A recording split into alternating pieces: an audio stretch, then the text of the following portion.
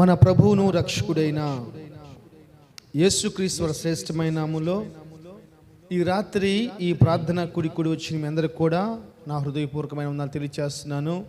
దేవుడు మీ అందరినీ ఆశీర్వదించునుగాక. 26వ కీర్తన 8-9 వాక్యాలు. యెహోవా నీ నివాస మందిరమును, నీ తేజో మహిమ నిలుచు స్థలమును నేను ప్రేమించుచున్నాను. పాపులతో నా ప్రాణమును చేర్చుకుము, నరహంతుకులతో నా జీవమును చేర్చుకుము. చిన్న ప్రార్థన చేసుకుందాం. మహాపరిశుద్ధుడైన తండ్రి, ప్రేమ నమ్మకం కలిగిన మా యేసు ప్రభువా, నీ లేఖనముల నుంచి మాతో మాట్లాడండి. ఆ వాక్యానికి మా హృదయాలు తెరవబట్టుకు సహాయం చేయమని, వాక్యమునకు వ్యతిరేకంగా పనిచేస్తున్న ప్రతి దురాత్మంధక శక్తులను మీ కృపతో బంధించమని, వినగలిగిన చెవులను అర్థం చేసుకునే మనస్సును ప్రతి ఒక్కరికి అనుగ్రహించమని, నీ వాక్యమే నడిపించిద్ది, బ్రతికిచ్చిద్ది, నెమ్మదినిచ్చిద్ది నాయన. ఆ వాక్యాన్ని మేము నమ్ముతుండగా మీ కార్యాలు జరిగించమని యేసు నామములో ప్రార్థన చేస్తూ ఉన్నాను తండ్రి, ఆమేన్. హల్లెలూయా. చాలా సంతోషం. ఈరోజు ఒక చిన్న మాటని చెప్పేస్తాను, ప్రార్థన చేసుకుందాం. దేవుని బిడ్డలారా, కీర్తనకారుడు ఇక్కడ రాస్తూ తాను ఏం చేస్తున్నాడో, తను చేస్తున్న పనిని బట్టి దేవుడు ఏం చేయకూడదో చెప్తా ఉన్నాడు. తను ఏం చేస్తున్నాడో, తను చేస్తున్న పనిని బట్టి దేవుడు ఏం చేయకూడదో కోరుకుంటూ ఉన్నాడు. భూప్రపంచంలో 2 గుంపులు వారు ఉంటారు. ఒకటి దేవుణ్ణి ప్రేమించేవారు, 2 దేవుడు ప్రేమించేవారు. జాగ్రత్తగా వినాలి. 1 దేవుణ్ణి ప్రేమించేవారు, 2 దేవుని చేత ప్రేమించబడేవారు. నేను మిమ్మల్ని అడుగుతున్నాను, ఈ రాత్రి మీరు ఏ గుంపులో ఉండాలని కోరుకుంటున్నారు? చెప్పాలి స్వరమెత్తి చెప్పాలి. నువ్వు ఏ గుంపులో ఉండాలని ఆశపడుతున్నావు? దేవుణ్ణి ప్రేమించే గుంపులో ఉండాలని ఆశపడుతున్నావా, లేక దేవుని చేత ప్రేమించబడాలని ఆశపడుతున్నావా? దేవుని చేత ప్రేమించబడాలని ఆశపడ్డ వాళ్ళు చేయి పైకెత్తండి. దేవుని స్తోత్రం. మీ అందరిని దేవుడు ప్రభు ఆశీర్వదించును గాక. దేవుని ప్రేమించే వాళ్ళు అంటే మీకు గ్రూప్ అయిపోయింది. నేను దేవుని ప్రేమించాలని ఆశపడుతున్నాను. నేను నా సంగతి చెప్తాను, మీ సంగతి ఆల్రెడీ మీరు ఎత్తేసారు. మీరు దేవుని చేత ప్రేమించబడిన ఆశపడుతున్నారు. దేవుని చేత ప్రేమించబడితే ఏం జరిగిద్దంటే, 3వ అధ్యాయము ప్రకటన గ్రంథం 19వ వచనం చదవండి.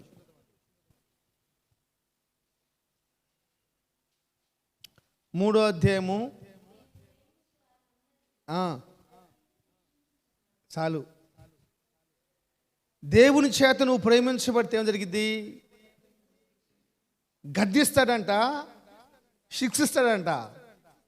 అరే కొరుకో, ఏళ్ళు కొరుకో. లాజరు చనిపోయాడు. వర్తమానాన్ని యేసు ప్రభు దగ్గర పంపించినప్పుడు అక్కడ రాయబడ్డ మాట ఏం చేస్తా? 11వ అధ్యాయం యోహాను సువార్తలో ఏమని రాసి ఉంటుంది?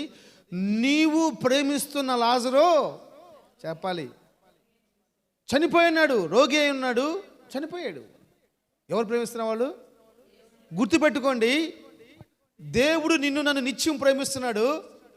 కాబట్టి నువ్వు సంశుడిగా ఉన్నావు, కాబట్టి నువ్వు బతుకున్నావు, కాబట్టి ఆరోగ్యంతో ఉన్నావు, కాబట్టి మంచులు తాగుతున్నావు, అన్నం తింటున్నావు, స్నానం చేస్తున్నావు, బట్టలు వేసుకుంటున్నావు. దేవుడు ప్రేమిస్తూ ఉన్నాడంతే. 3:16 యోహాను సువార్త రాస్తుంటుంది, దేవుడు లోకమును ఎంతో ప్రేమించెను. ఎంత ప్రేమించాడు? ఎంతో ప్రేమించాడు. ఆకాశం అంత ప్రేమించాడు.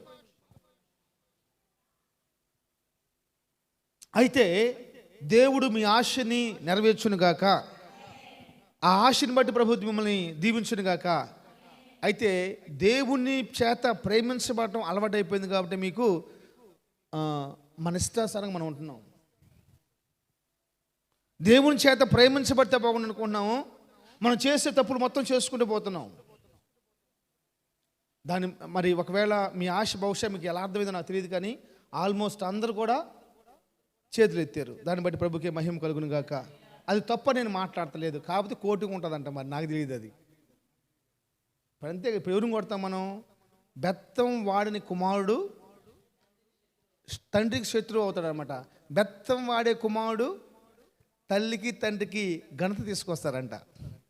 కాబట్టి మీ పైన బెత్తం దేవుడు వాడాడనుకో ఏం జరిగింది? అంతే, స్తోత్రం. యేసు ప్రభు ఘనత తీసుకొస్తారు. ప్రభు దాన్ని బట్టి మిమ్మల్ని దీవించును గాక. అయితే ఈరోజు ఒక్క మాట దాన్ని నేను యాడ్ చేస్తాను. ఏంటంటే, మనం గనక దేవుని ప్రేమించే వరమైతే,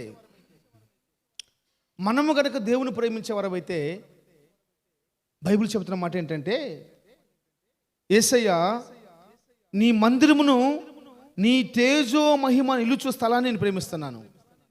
చాలా జాగ్రత్తగా రాలమ్మా. నువ్వు యేసు ప్రభు అంటే నీకు ఇష్టం అని కొంతమంది అడిగేవనుకో, వాళ్ళు ఏమంటారంటే, అయ్యో యేసు ప్రభు నాకు సత్యాంత ఇష్టం. ఏంటంట? యేసు ప్రభు అంటే సత్యాంత ఇష్టం, కానీ కనీసం ఒక గంట కూడా ప్రార్థనలో కూర్చోలేరు. మన హైదరాబాద్ ఉప్పల్లో తెలుసా? హైదరాబాద్ ఉప్పల్లో ఒక క్రికెట్ స్టేడియం ఉంది. క్రికెట్ మ్యాచ్ జరుగుతుంది. ప్రజెంట్ 3 రోజుల నుంచి జరుగుతూ ఉంది.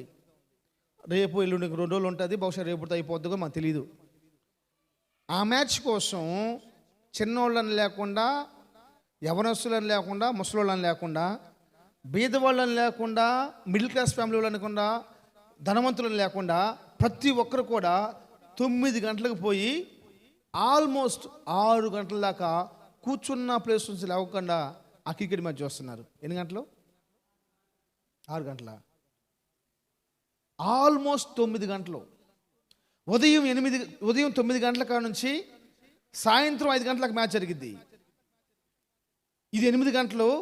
ఇంటికాడ నుంచి గంట ముందు బయలుదేరాలి. ఆ మ్యాచ్ అయిపోయినాక బయలుదేరాలి. 1 గంట ప్రయాణం ఇంకెక్కువ ఉండొచ్చు. ఎందుకంటే అంతమంది జనంలో వాళ్ళని తప్పించుకొని రాటువంటి ట్రాఫిక్ సిగ్నల్స్ మరి సిటీల్లో చాలా కష్టం. ఒక క్రికెట్ మ్యాచ్ని ప్రేమించడాన్ని బట్టి ఎన్ని గంటలు ఆ మ్యాచ్ని చూస్తున్నారండి? 8 గంటలు. ఎంత ఇష్టం ఉంటే 8 గంటలు ఒక బీదవాడు చూడగలడు. ఎంత ఇష్టం ఉంటే ఒక ధనవంతుడు తన వ్యాపారాలని, బిజినెస్ని అన్నిటినీ మానేసి పక్కన పెట్టేసేసి ఆ మ్యాచ్ చూస్తున్నాడండి. ఒక్కొక్కళ్ళు రోజుకి 2-3 కోట్ల రూపాయలు సంపాదించే వాళ్ళు ఉన్నారు. వాళ్ళు క్రికెట్ మ్యాచ్ చూస్తూ ఉన్నారు. ఒక్కొక్కళ్ళు 100 కోట్లు సంపాదించే వాళ్ళు ఉన్నారు. ముఖేష్ అంబానీ ఆయన పేరు ఏం పేరు? ముఖేష్ అంబానీ గంటకి 70 కోట్లు రాబడి ఆయనకి, 70 నుంచి 90 కోట్లు. ఆయన సమస్తాన్ని పక్కన పడేసి వచ్చేసి క్రికెట్ మ్యాచ్ చూస్తూ ఉన్నాడు. ఎంత ప్రేమిస్తే? నేను అడుగుతున్నాను, ఈరోజు మనము దేవుని చేత ప్రేమించబడటం అలవాటు చేసుకున్నాము. అయితే మనము దేవుని ప్రేమిస్తే ఎంత బాగుంటుంది. నువ్వు దేవుని ప్రేమించవనుకో, నువ్వు దేవుని నివాస స్థలాన్ని ప్రేమిస్తావు, దేవుని తేజో మహిమ నిలిచే స్థలాన్ని ప్రేమిస్తావు. హల్లెలూయా. పక్కనే 2 చెట్లు ఉన్నాయి. చెప్పండి. పక్క 2 చెట్లు. ఏం చెట్లు అంటే మామిడికాయ చెట్లు. ఒక చెట్టు నిండా ఏమో మామిడికాయలు కాస్తాం. తెలుసు మామిడికాయలు ఎర్రగాను ఇట్లా ఉంటాయి కదా. ఒక చెట్టు నిండేమో ఆకులు ఉన్నాయి, ఒక చెట్టు నిండే మామిడికాయలు ఉన్నాయి. ఇంకా మీ ఇంటి పక్కనే ఉన్న చెట్టు గురించి చెప్తాను. ఏం చెట్టు అంటే చీమ చింతకాయల చెట్టు. ఏ చెట్టు? ఈ చీమ చింతకాయల చెట్టు ఈ పక్క ఒకటి ఉంది, ఆ పక్క ఒకటి ఉంది. 2 కూడా ఎర్రగా నిగనిగలాడిపోతూ ఉన్నాయి. 2 చెట్లు, రెండు చెట్లు కాయలు ఉన్నాయి. ఒక చెట్టు కాయలేమో ఒగరుగా ఉన్నాయి, ఒక చెట్టు కాయలేమో చక్కెరకాయలాగా ఉన్నాయి. చక్కెరలాగా ఉంది. ఇప్పుడు ఏ చెట్టు కాయ తినడానికి ఇష్టపడతావు? చెప్పాలి. ఇప్పుడు 2 మామిడి చెట్లు ఉన్నాయి. మామిడి చెట్లు నువ్వు ఇష్టపడ్డావు. కాపు వచ్చినప్పుడు కాపు ఉన్న చెట్టుని ఇష్టపడతావు, కానీ కాపుల చెట్టుని మాత్రం ఇష్టపడవు. నేను అంటున్నాను, దేవుని ప్రేమించే నువ్వు ఎక్కడ ఉంటున్నావు? దేవుని ప్రేమించే నువ్వు ఏం కోరుకుంటున్నావు? దేవుని మనం ప్రేమిస్తే ఒక ప్రముద్ధుడు అంటున్నాడు, ఏంది పని, నేను లీడియాని తీసుకురాక ముందు నేను షాప్కి వెళ్ళాను. రేపు పొద్దున కందిపప్పు లేవంటే భోజనాలకి నేను తీసుకొద్దామని వెళ్ళాను. వచ్చినాక వస్తేటప్పుడు అదేంది చిన్నులపాయలు మర్చిపోయాను. ఏమి మా చెప్పింది పోయి తీసుకురామంటే అక్కడికి పోతే నేను తీసుకుందాం పావు కేజీ 60 రూపాయలు ఎంతో మరి. లేదే నేను మొత్తం వేసి పంపించాను అన్న అంటాడు ఆయన. లేదన్నా మీరు పంపించలేదన్నా, దానికోసం ఎందుకు వస్తానంట. నేను ఇక ఫోన్ చూస్తా ఉన్నాడు. నాకు భయంకర కోపం అవుతుంది. ఇంత పెద్దోడు నేను మాట్లాడుతా, నువ్వు ఫోన్ చూస్తావేందని చెప్పి అనుకుంటున్నాను. పాపం ఆయన ఫోన్ చూస్తలా సీసీ కెమెరా ఓపెన్ చేసి చూస్తున్నాడు. నేనేమనుకుంటున్నాను, ఫోన్ చూస్తున్నాడు అనుకున్నా నేను. ఆయన ఏం చేస్తున్నాడు, నాకు సమాధానం చెప్పకుండా అక్కడ ప్యాకెట్ పక్కనే ఉంది. పక్కన మా ప్యాకెట్ చూడమంటే ఖచ్చితంగా ఆమె కాటలో పెట్టింది, పావు కేజీ ఉంది. అది తీసి నాకు ఇవ్వకుండా పక్కన పెట్టింది ఆమె. ఎందుకంటే వాళ్ళు చెప్తే ఓనర్ గారు చెప్తే వేయాలి కాబట్టి. అమ్మ ఇటీ అన్న నాకు ఇచ్చింది. ఇప్పుడు నాకు పోవడానికి ఏం మనసు రావట్లేదు. ఎందుకంటే ఈ నేను చూస్తాడని చెప్పేసి అంటే అప్పుడు సీసీ కెమెరా ఓపెన్ చేసి వస్తూ ఉన్నాడు. తీరా నేను సామాన్ తీసుకునే సమయానికి అన్నిటి ఆగిపోయింది, నిట్టు రావట్లా. ఇక నాకు ఇసుగు పుట్టింది, ఆయనకి ఇసుగు పుట్టింది. సరే పోన్నా అని చెప్పి అన్నాడు. అన్న ఈ ప్యాకెట్ కోసం నేను ఐక్యనగర్ నుంచి రావాల్సిన అవసరం నాకు లేదన్నా అని చెప్పేసి అన్నాను. వస్తూ ఉంటే ఒకళ్ళు అదరాబెదర వెళ్తున్నాడు. ఎక్కడికి వెళ్తున్నావు అన్న, ఒక ఎవరైనా వెళ్తా ఉన్నాడు. ఎక్కడికి వెళ్తున్నావు అంటే అక్కడ మనం క్రికెట్ ఆడుతున్నారంట. ఏంటది, కబడ్డీ ఆడుతున్నారంటే వెళ్తానని చెప్పేసాను. ప్రార్థనకు పోవన్నాను. ఏందన్నా రోజు ఉంటుందన్న ప్రార్థన, రోజు ఉంటుందన్న ప్రార్థన. కబడ్డీ మంగళవారం ఉంటుందా? నువ్వు వచ్చే 7 సంవత్సరాలు ఇక్కడికి? 7 సంవత్సరాలు. ఎందుకు అడుగుతున్నావు అన్న? 7 సంవత్సరాలు కబడ్డీ ఆడుతావు, నువ్వు చూసావా? నిజమే కదా, నేను చూడలా. మరి ఈ సంవత్సరం ఒకసారి పెట్టారు, వచ్చే సంవత్సరం పెడతారో పెట్టారో మాకు తెలియదు. సమయాన్ని సద్వినియోగం చేసుకోవాలన్నా బైబిల్ చెప్పట్లేదా, నువ్వు బైబిల్ చదవా అంటున్నాడు. ఇంకేం చెప్పాలి నేను? పేరు అడగబాకండి, మీకు దండం పెడతా. ఎవరిని ప్రేమిస్తున్నావు? బైబిల్లో కొంతమంది అండి కొడుకులు ప్రేమిస్తూ ఉన్నారంట. ఏం పేరు ఆయన పేరు? ఏం పేరమ్మా? అబ్రహాం గారు. అందుకనే 22వ అధ్యాయంలో రాసి ఉంటుంది, ఆదికాండంలో, నువ్వు ప్రేమిస్తున్న నీ కుమారుడని ఇస్సాకుని అంటాడు. కొంతమంది ఎవరిని ప్రేమిస్తున్నారంట? కొడుకుల్ని ప్రేమిస్తూ ఉన్నారంట. కొంతమంది భార్యలు ప్రేమిస్తూ ఉన్నారంట. ఎవరు భార్యలు ప్రేమించిన వాళ్ళు చెప్పాలి? యాకోబు. ఎవరు? యాకోబు. ఎవరిని ప్రేమించాడు? రాహేలుని ప్రేమించాడు. ఒక రాష్ట్రం పడింది తెలుసా, రాహేలుని ప్రేమించడాన్ని బట్టి 7 సంవత్సరాలు ఆయనకి సంవత్సరాలాగా అనిపించలేదంట. కొంతమంది ధనాన్ని ప్రేమిస్తూ ఉన్నారు. ఎవరాళ్ళు? కొత్త నిబంధనలో ఉన్నారు, పాత నిబంధనలో ఉన్నారు. ధనవంతుడైన యవనస్తుడు వచ్చేసి యేసుప్రభు గారు మోకరించేసి, నేను అన్ని చేస్తున్నాను, ఇంకేం కావాలి అంటే నీ ధనాన్ని విడిచిపెట్టే అన్నాడు. ధనాన్ని విడిచిపెట్టలేక యేసు ప్రభునివే విడిచిపెట్టి వెళ్ళిపోయాడు. ఈరోజు దేవుని సేవకుడు చెప్తున్నాను, నా దేవుని బిడ్డలారా, బిడ్డలు ప్రేమించే వాళ్ళు ఉన్నారు, భార్యలు ప్రేమించే వాళ్ళు ఉన్నారు, ఆస్తిని ప్రేమించే వాళ్ళు ఉన్నారు, సింహాసనాన్ని అధికారాన్ని ప్రేమించే వాళ్ళు ఉన్నారు. అయితే ఈరోజు యేసు ప్రభు నివసించే స్థలాన్ని ప్రేమించేవారు మనకు కావాలి. యేసు ప్రభు తేజో మహిమ నిలిచే స్థలాన్ని మనకు కోరుకోవాలి. ఎక్కడ దేవుని సన్నిధి ఉంటుందా, ఎక్కడ అభిషేకం ఉంటుందా, ఎక్కడ మనం ప్రార్థన చేస్తున్నప్పుడు, ఆరాధన చేస్తున్నప్పుడు దేవుని కదలికలు మనలో ఉంటాయని చెప్పేసి మనం దేవుని ప్రేమించే వారుగా మార్చబడాలి. స్తోత్రం. దేవుని నివాసాన్ని ప్రేమిస్తే భూలోకంలో ఏది కూడా మనకు ఎక్కువ కాదు. అర్థం కాలా? క్రికెట్ వాడికి ఇష్టం కాబట్టి నువ్వు పని మానుకుంటే ఎంత కావాలి? కూలిపోయింది 600 రూపాయలు పోతాయేమో. వాడు పని మానుకొని క్రికెట్కి వెళ్తే 5 కోట్ల రూపాయలు అవసరం ఒక రోజుకి. ఎంత బాగా ప్రేమిస్తున్నారు. నాకు ఆశ్చర్యం అనిపించింది, అసలు ఇది ఎలా సాధ్యం? ఆ క్రికెట్లో గెలిచినంత వార్తల వీడికి కనీసం ఒక కప్పు టీ కూడా ఇచ్చేవాళ్ళు. కనీసం థ్యాంక్స్ వరా, క్రికెట్ చూడటానికి వచ్చావు నువ్వు, వెరీ గుడ్ థ్యాంక్స్ అని. మళ్ళీ ఆ 5 కోట్ల రూపాయల జీతగాడు రోజుకి ఏం చేయాలి? 5,000 పెట్టి టిక్కెట్ కొనుక్కొని వెళ్ళాలి. టిక్కెట్ కొనుక్కొని వెళ్ళి కూర్చొని సినిమా అది క్రికెట్ చూసి రావాలి. అంత సమయం.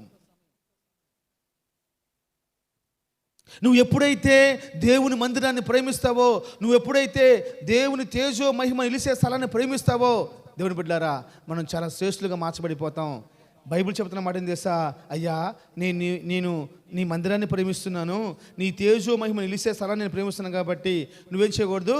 నా ప్రాణాన్ని చెప్పాలి పాపులతో చేర్చొద్దు, నా జీవాన్ని నరహంతకులతో చేర్చొద్దు. ఇంకో మాట చెప్తాను, జాగ్రత్తగానండి. పాపులు అంటే ఎవరు? దుష్టులంటే ఎవరు? నాకెళ్ళి చూస్తారా, ఎగ్జామ్ పెట్టుకుంటారా? పాపులంటే ఎవరు? దుష్టులంటే ఎవరు?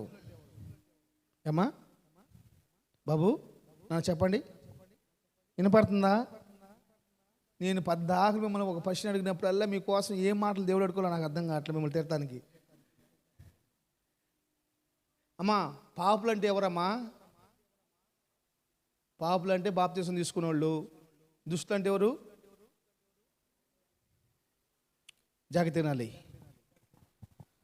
పాపులు అంటే ఎవరంటే పాడైపోయిన వారు. చెప్పండి, మీరు చాలా జాగ్రత్తగా వినాలి దేవుని మాటలు. పాపులు అంటే ఎవరంటే పాడైపోయిన వాళ్ళు.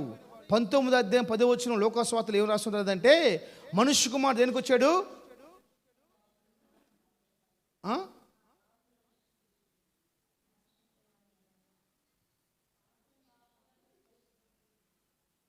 కప్పకం తీసి చదవండి, మీకు దండం పెడతాను. లోకాసువార్త 19వ అధ్యాయము 10వ వచనం, అందరికీ తెలిసిన వాక్యాలు చెబుతున్నాను. ఏంటంటమ్మా? నశించిన దానిని వెతికి రక్షించడానికి మనుష్య కుమారుడు భూలోకానికి. అంటే పాపులంటే ఎవరు?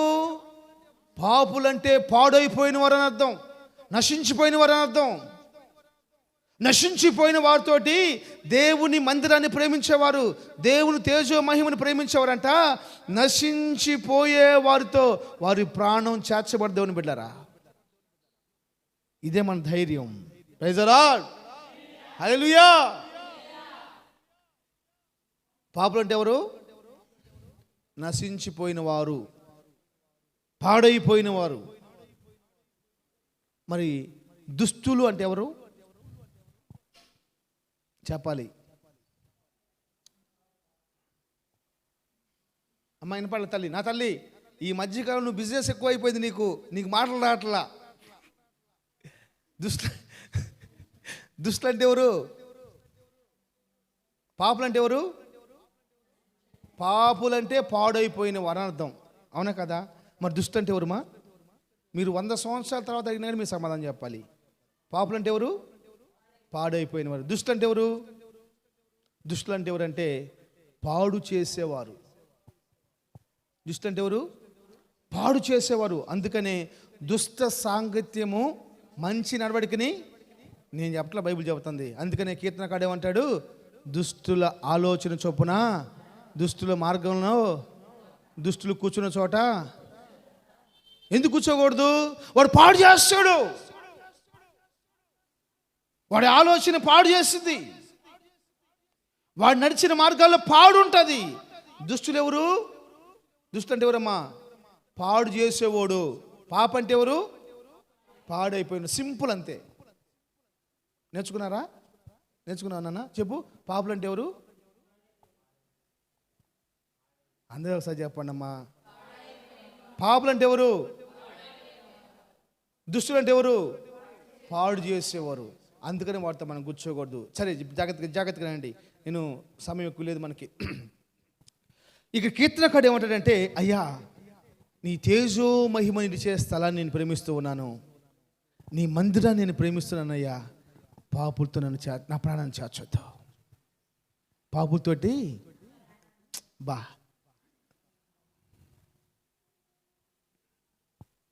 చెన్నైలో మాకు తెలిసిన ఒక సహోదరి ఉంది, రాధా అని చెప్పేసి అని. మాకు చాలా చెన్నై పోయిన కొత్తల్లో చాలా హెల్ప్ఫుల్గా ఉంది, సహాయంగా ఉంది ప్రభు మహాకృపను బట్టి. అయితే నేను ఒకరోజు వాళ్ళ ఇంటికి వెళ్ళాను. మన కాడే పని చేస్తూ ఉంటుంది. ఒకరోజు పనికి వెళ్ళి చాలా అంటే ఎంత ఇదంటే మన మీద ఎంట్రీకి కూడా వాళ్ళని ఇవ్వదు, ఏకి కూడా వాళ్ళని ఇవ్వదు అనమాట. మనకేం సరిగ్గా తమిళ్ తెలియదు. చాలా మంచిది, చాలా శ్రద్ధ కలిగింది పాపం. దేవుడు ఆ కుటుంబాన్ని దీవించును గాక, ఆ కుటుంబానికి మారుమోసు దయచేయను గాక, రక్షణ భాగ్యం ప్రభు దయచేయను గాక. అయితే నేను ఒకరోజు వాళ్ళ ఇంటికి వెళ్ళలేకే ఆమె వాళ్ళ పిల్లల్ని కొడతా ఉంది. 2 కవల పిల్లలు, చాలా చక్కగా ఉంటారు వాళ్ళు. ఇద్దరు పిల్లల్లో ఒక పిల్లని కొడతా ఉంది. కొట్టి పక్కన పడేసేసేసి ఆ పిల్ల అట్లా పడిపోయింది. పడిపోయినాక ఈ పక్క వెళ్ళిపోయింది. నేను పోయి చూశాను, ఈ మధ్యలో నేను వెళ్తే నన్ను కూడా కొట్టిద్దాం, మామూలుగా ఉన్నది ఆమె. నేను అక్కడ చూస్తూ ఉన్నాను. ఇక నేను పోయి కొడతాం ఆపేసేసి అక్కడ పోయి మంచం మీద పడిపోయేసేసి ఏడుస్తూ అంటది, ఈ బతకటం కంటే నేను చచ్చిపోతే బాగుంటుందేమో. ఆ అమ్మాయిని పనికి వెళ్తే, ఒక కంపెనీలో పనికి వెళ్తే, ఒక అపార్ట్మెంట్ కడతా ఉన్నారు, ఇంజనీరు, చాలా డబ్బునైనా, ఇవి చాలా చక్కగా ఉంటుంది. ఆమెని లొంగ తీసుకొని వేసేసి పెళ్లి చేసుకుంటానని చెప్పేసి అన్నాడు. పెళ్లి చేసుకోలేదు. ఆమె అంటే చాలా ఇష్టం. పెళ్లి చేసుకుంటే ఇంట్లో వాళ్ళు ఒప్పుకోవట్లేదు. ఎందుకంటే ఒక కూల్ అమ్మాయిని పెళ్లి చేసుకుంటే ఆస్తులో వాటి వెళ్ళిపోయింది. ఆల్రెడీ ఆయనకి పెళ్ళి అయిపోయింది, బెడ్లుగా ఉన్నారు. ఇంక ఈ అమ్మాయి మీద ఇష్టంతో మందు అవటం స్టార్ట్ చేశారు. మందు తాగుతా బాగా తాగుబోతాడు అయిపోయేసేసి చనిపోయాడు చిన్న వయసులోనే. ఈయనంటే బాగా ఇష్టం. దాన్ని బట్టి పిల్లలు పుట్టారు ఇద్దరు. ఇంక పెళ్లి చేసుకోకుండా ఆ పిల్లల్ని పట్టుకొని జాగ్రత్తగా బతుకుతూ ఉంది.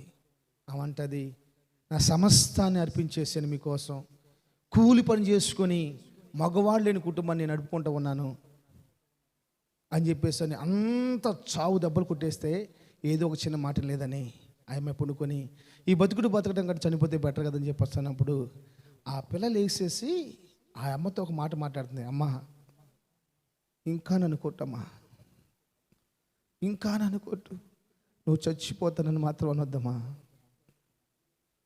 నేను తప్పు చేశాను, నీ మాట వింటే బాగుండేది, నీ మాట వినలేదు. నేను చిన్నపిల్లండి, 8-9 సంవత్సరాల వయసు ఉంటుందేమో, బహుశా 5-4 తరగతి చదువుతుందేమో. అమ్మ, ఇంకా నన్ను కొట్టు, నువ్వు చచ్చిపోతానన్న మాత్రం మాట్లాడద్దు. ఎవరు చెప్పగలరమ్మా? చిన్నపిల్లకి ఎక్కడ జ్ఞానం వచ్చింది?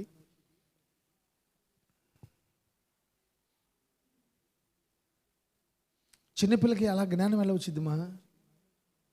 ఎంత ప్రేమిస్తే ఆ మాట చెప్పగలం? నా కళ్ళ నీళ్ళు వచ్చేసింది ఆ మాట చెప్పంగానే. వెంటనే ఆ అమ్మాయి ఆ పిల్లని హద్దుకొని బడబడి ఆటో స్టార్ట్ చేసింది. అప్పుడు దా కోపంతో ఉన్నది. దేవుని బిడ్డలారా, మనుష్యుల ప్రేమే అంత ఇదిగా ఉంటే, దేవుని మందిరాన్ని, దేవుని తేజో మహిమ నిలిచే స్థలాన్ని నువ్వు ప్రేమించినట్లయితే దేవుడు నిన్ను ఎంత గణపరుస్తాడు, దేవుడిని ఎంత గొప్ప చేస్తాడమ్మా. 97 కీర్తన 10వ వాక్యం ఒకసారి చదవండి. 97 కీర్తన 10వ వాక్యం ఒకసారి చదవండి. యెహోవాను ప్రేమించువార్లారా, చెడుతనమును అసహించుకొనుడి, తన భక్తుల ప్రాణమును ఆయన కాపాడును, భక్తిహీనుల చేతిలో నుండి ఆయన వారిని విడిపించును. ప్రైజ్ ద లార్డ్, హల్లెలూయా. ఇప్పుడు యెహోవాను మనం ప్రేమిస్తున్నాం కాబట్టి ఏం చేయాలంట? చెడుతనాన్ని అసహించుకోవాలి, మానుకోవాలి. దేవుని మందిరాన్ని ప్రేమిస్తున్నాం కదా. నిన్న ఆరాధన వచ్చింది, ఈరోజు ఎక్కడ ప్రార్థన చేస్తుంది అంటే ఎఫ్సి అక్కల ఇంట్లో ప్రార్థన చెప్పన్నాం. అవునా, ఏం భోజనం పెడతారంట అంటుంది. ఏం భోజనం పెడతారో చెబితే ప్రార్థనకు వస్తావన్నా. నేను రాను కంది. ఎందుకంటే అమ్మోజీ రాదంట, నేను రానంటుంది.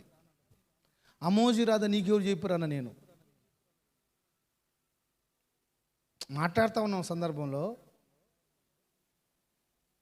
నాన్న ప్రార్థనకు రానని చెప్పకూడదు తల్లి, ప్రార్థనకు రావాలన్నా. సరే డాడీ మనం వెళ్దాం, మమ్మీ వాళ్ళు వద్దంది. మమ్మీకి వాళ్ళు రావాలి నాన్న. సరే మమ్మీ వాళ్ళు వస్తారు, మమ్మీ మనం వెళ్దాం, డాడీ వద్దు అంటుంది. అంటే ఆ అమ్మాయి దృష్టి ఏంటంటే ఎవరో ఒకరు రాకూడదు ప్రార్థనకి. స్తోత్రం. ఇంతకు అందరూ వస్తే ఏమైతే చెప్పట్లా. మళ్ళీ జాగ్రత్తగానండి, చక్కని బిడ్డలను ప్రభు ఇచ్చాడు. రానున్న దినాల్లో ప్రభుని కనపరిచేది వాళ్ళే. ఆమేన్. యెహోవాను ప్రేమిస్తున్న మనము, యేసయ్యని ప్రేమిస్తున్న మనము, దేవుని మందిరాన్ని ప్రేమిస్తున్న మనము, దేవుని తేజో మహిమ నిలిచే స్థలాన్ని ప్రేమిస్తున్న మనము చేయవలన మోస్ట్ ఇంపార్టెంట్ కార్యం ఏందో తెలుసా? మనము కాపాడబడాలంటే చెడుతనాన్ని నశించుకోవాలి. దేవుణ్ణి ప్రేమిస్తున్నాను చెబుతూనే సినిమాలు మానుకోరు, క్రికెట్లు మానుకోరు, కబడ్డీ పోగులు మానుకోరు, సర్కాసులు మానుకోరు, లేకపోతే ఇంకోటి అంటే అది పెద్ద పాపమా అంటే నేను పాపం అని చెప్పడానికి నేను అర్హుడు కాదు, కానీ తీర్పు తీర్చడం నేను అనుకుని కాదు, కానీ ప్రార్థనా సమయంలో కూడా ప్రార్థన చేసుకోకుండా దానికి నువ్వు ఇంపార్టెంట్ ఇస్తే ఏమనాలమ్మా? ఎంతమంది యవనస్తులు ప్రాణం అల్లాడిపోతుంది, ప్రాణం అల్లాడిపోతుంది నాకు.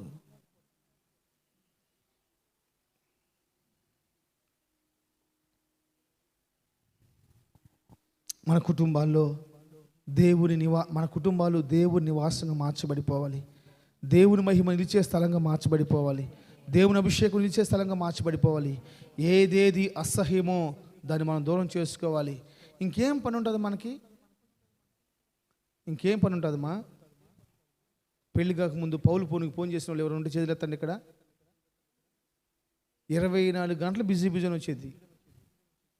ఇప్పుడు ఎప్పుడు ఫోన్ చేసిన రింగ్ అవుతానే ఉంది. స్తోత్రం, హల్లెలూయా. ఎప్పుడన్నా ఫోన్ చేయి, ఫోన్ రింగ్ అవుతానే ఉంది. ఎత్తకపోతే వేరే విషయం అది. ఎందుకంటే ఆ దినాల్లో ఉన్న ఆ అపేక్షను, ఆ ప్రేమ వాళ్ళిద్దరి మధ్య ఎక్కువైపోయింది. ఇంక దేని గురించి పట్టించుకోలేదు వాళ్ళు. దేవుడు నువ్వు ప్రేమిస్తే దేవుని కాడికి నువ్వు వస్తావు. అందుకే దేవుడు ప్రేమిస్తే నీ కాడికి రావాలి, దేవుని ప్రేమిస్తే దేవుడి కాడికి నువ్వు రావాలి. అది నేను చెప్తుంది. అందుకని దేవుడు నేను నిన్ను ప్రేమిస్తున్నాను అంటలేదు. ఏమంటున్నాడు? పేతురు, నువ్వు నన్ను ప్రేమిస్తున్నావా? పేతురు, నువ్వు నన్ను ప్రేమిస్తున్నావా? ఈ రెండింటికి తేడా ఏంటంటే, దేవుని ప్రేమిస్తే దేవుడి కాడికి నువ్వు రావాలి, దేవుడు నిన్ను ప్రేమిస్తే దేవుడు నీ కాడికి రావాలి.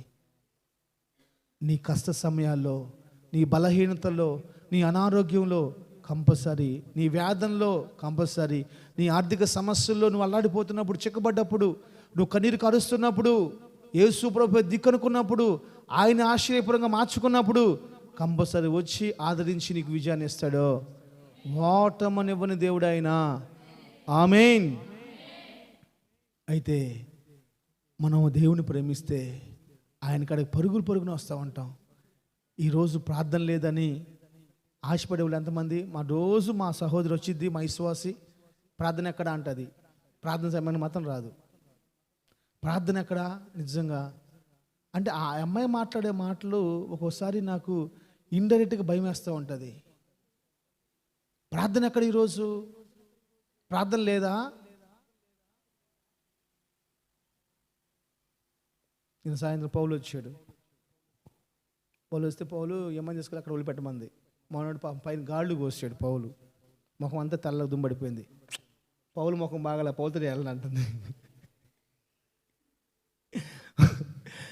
నువ్వు బండి మీద వెళ్తావు నాన్న, వాళ్ళతో ముఖం బాగుంటుంది ఎందుకు, బాగలేకపోతే నీకు ఎందుకంటే, ముఖం బాగుంటే నేను వెళ్తా, లేకపోతే వెళ్తా అంటుంది.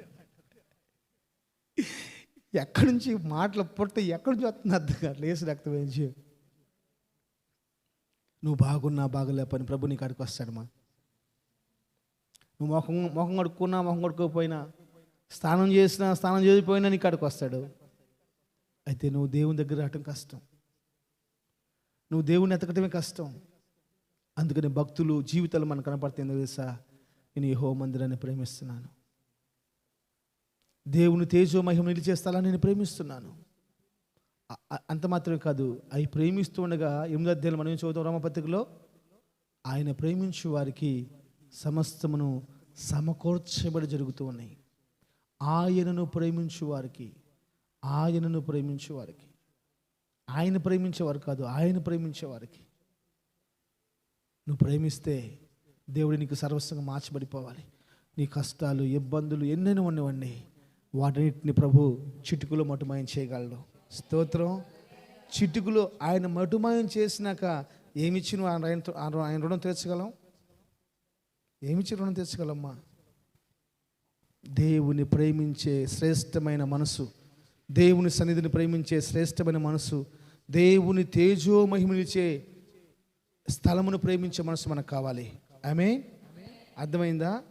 దేవుని ప్రేమించడం మాత్రమే కాదు, దేవుని తేజో మహిమనిచ్చే స్థలాన్ని ప్రేమించాలి.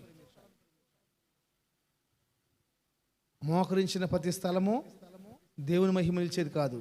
పాట పాడే ప్రతి స్థలము దేవుని మహిమ నిలిచేది కాదు. వాక్యం చెప్పే ప్రతి స్థలము దేవుని మహిమ నిలిచేది కాదు.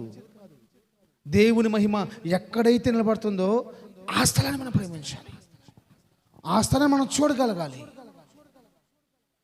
అందుకే నేను అన్నిసార్లు చెప్తా ఉన్నాను, యెరూషలేములో పెంతెకోస్తు దినాన ఆల్మోస్ట్ 15-16 దేశాల నుంచి, ప్రాంతాల నుంచి ప్రజలు వచ్చి ప్రభువుని ఆరాధిస్తూ ఉన్నారు. మేడగది మీద 120 మందే ఉన్నారు. 120 మంది నిలిచి ఆరాధిస్తున్న స్థలంలోకి వచ్చింది పరిశుద్ధాత్మ దేవుడు అగ్ని వలె దిగొచ్చేసాడంట. మొట్టమొదటిసారి 2 గుంపులు అయిపోయారు. వేల మంది ఒక గుంపు అయిపోయారు. 120 మంది మాత్రం ఒక గుంపు అయిపోయారు. ఆ 120 మంది మధ్యలో దేవుడు సంచరిస్తూ ఉన్నాడు. దేవుని మహిమ సంచరిస్తూ ఉంది. కారణం దేవుని తేజో మహిమ నిలిచే స్థలాన్ని వాళ్ళు ప్రేమిస్తూ ఉన్నారు.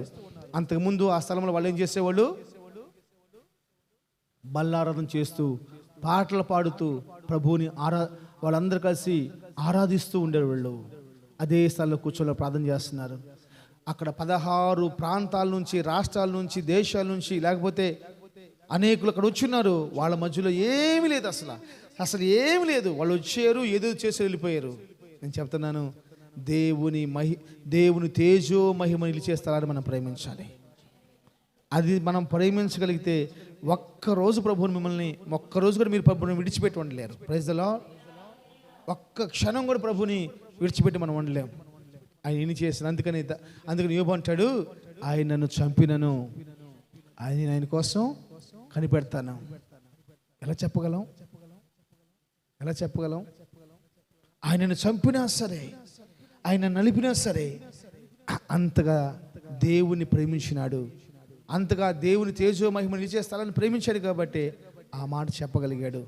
ఆస్తి పోయింది, బిడ్డలు పోయారు, పేరు పోయింది, రోగం వచ్చింది, నడినెత్తి మొదలుకొని అరికాల వరకు పచ్చి పుండ్లు. ఎంత ప్రేమిస్తే ఆ మాట చెప్పాలమ్మా? ఎంత ప్రేమిస్తే చెప్పాలి? జ్వరం వచ్చింది, తలకాయ నొప్పి వచ్చింది, 3 రోజులు ఇంట్లో మాట్లాడుకుంటున్నా. నేను అడిగాను, ఎందుకు మాట్లాడుకుంటుందంటే, మన ఊర్లో కాదులే, చెన్నైలో మొన్న పోయినప్పుడు 3 రోజులు తలకాయ నొప్పి వచ్చిందంట.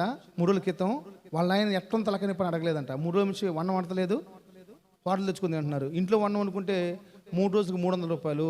ఇప్పుడు 3,000 అవుతుంది. 3,000 అయినా పర్వాలేదు, నన్ను అడగలేదు కాబట్టి నేను వంట చేయను. నేను అన్నాను, అన్న ఎందుకని నేను అట్లా పోయేసి మాట్లాడాను అని చెప్పేసి అన్న.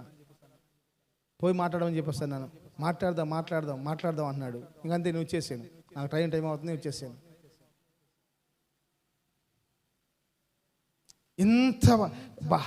ఎంత చెప్పినా కానీ తక్కువేనండి. ప్రభు ఒకవేళ ఆయన రాజులను చేర్చుకుంటే యోబుని చూస్తాను కంపల్సరీ. యోబు భుజమే చేయత్తా యేసునామంలో. హల్లెలూయా. అందరినీ అడగాలి, అన్నా నువ్వు నిజంగా ఆ రోజు ఎలా అన్నావు అని చెప్పేది ఒకటే, ఆయన తేజో మహిమ నిలిచే స్థలాన్ని మనం ప్రేమిస్తే ఆ శ్రమలుగా మనం అనిపించరా తమ్ముడా అంటాడు ఆయన. అంతే. యోబు గారి కాడికి వెళ్ళిపోయి, అన్నా నువ్వు ఎందుకన్నా అసలు ఆ రోజు అన్నావు అనుకో, ఏం లేదు అని చెప్పేమాట. ఇదే ఆయన చెప్పేమా. ఎంతోమంది సాక్షి ఉన్నారమ్మా, ఎంతోమంది యేసు ప్రభు దేవుడు కాదని ఒప్పుకుంటే ప్రాణాలు కాపాడుకునే వాళ్ళు చాలామంది ఉన్నారు. వాళ్ళు ప్రాణం పోయినా సరే, ఒక అమ్మాయిని ఇట్లా పిడుకోబెట్టేసేసి నోట్లో సిలువు పెట్టేసి సుత్తితో కొడితే ఆమె యొక్క మర్మాంగాలోంచి బయటకు వచ్చింది. చెప్పమంటున్నారు, ఒక్కొక్క దెబ్బ వేస్తూ యేసు ప్రభు దేవుడు కదని. ఆమె అట్లా పెట్టుకుంటూ కళ్ళ నీళ్ళు ఎక్కడ చూస్తే రక్తం. అందరూ చూస్తూ ఉండగానే చాలా రకాలుగా హింసలు పెట్టారు. ఆడపిల్లల్ని కట్టేసేసి, కాళ్ళు బాగా చీల్చేసేసి, సెంటర్కి కోసి 2 ముక్కలు చేసిన వాళ్ళు. 2 కర్రలు ఆ పక్క ఈ పక్క పెట్టేసేసి, వాళ్ళకి 2 కాళ్ళు కట్టేసేసేసి, ఆ 2 కాళ్ళకి ఈ పక్క కర్రకి ఇట్లా పెట్టేవాళ్ళు. ఈ పక్కన పెద్ద బరువు కట్టేవాళ్ళు, ఈ పక్క బరువు కట్టేవాళ్ళు. ఆ కాళ్ళకు ఆ కట్టేయంగానే ఇక సెంటర్లో కట్టేసేవాళ్ళు. ఆ 2 ఈ బరువు ఉన్న ఈ రాయి ఇట్లా ఒకటి కట్టేవాళ్ళు. ఈ బరువుకి ఈ కర్ర ఇట్లా వస్తూ ఉంటుంది. ఆ 2 కళ్ళలా చీలిపోతూ ఉంటాయి. అడుగుతారు, చెప్పు యేసు ప్రభు దేవుడు కదని. ఎంతమంది, ఎన్ని సాక్ష్యాలు మా. లాస్ట్ టైం కూడా మీకు వినిపించాను కదా ఒక సాక్ష్యం ఫోన్లో పెట్టి. ఏం పేరుమా? బ్లాండీనా వినిపించాం కదా. ఎర్ర కాల్చి కుర్చీ, ఆ కుర్చీలో కూర్చోబెట్టి ఒక దున్నపోచి అత గుద్దటానికి వచ్చిందంట. ఆ సమయంలో కూడా యేసు ప్రభు దేవుడు కాదని చెప్పమంటే ఆ అమ్మాయి ఒప్పుకోలేదంట. చిన్నపిల్ల, 10 సంవత్సరాల పిల్ల. ఎలా చెప్పగలరు? ఎంత కృప ఆలోచించండి.